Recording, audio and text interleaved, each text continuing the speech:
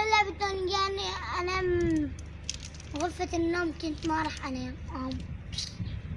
راح اضطرت، صار جورا يمكن هذا دخترج رايحة على ما راح كله. واليوم الحمد لله ما حد صاب شيء، لأنه رب العالمين هي إرادته العالمين. الشي بيكتب ما حدا يموت، الكاتب له يموت. أخواتي كتب لهم 3 ماتوا، الله يرحمهم قبل لهم الشهداء. آمين. أختي كان معي، قلت لها تعبرك جنبي ما بركت، ما ردت على كلامي، لأنه رب العالمين كاتب لها تموت، كاتب لها تروح الجنة، كاتب هيك.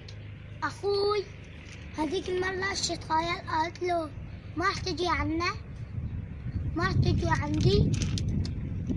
وأخوي الحمد لله ما صاب شي.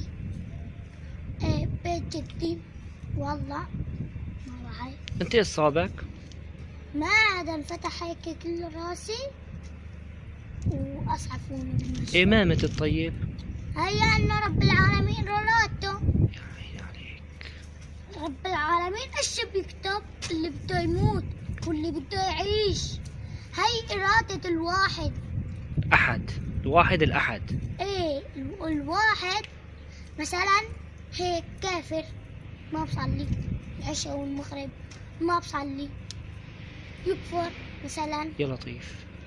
استغفر الله العظيم، ضل بي هيك ما عليه الا الكفر، يا لطيف. يكتب له يموت، فوت على النار. يا لطيف. واحد دين مثلا كتب له يموت، وين لا يطير على الجنة. ما إن شاء الله.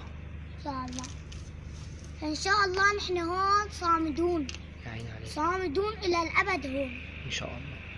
حلب إنه مو بشار، مو بشار إن شاء الله، بشار تحصل مايك إن شاء الله.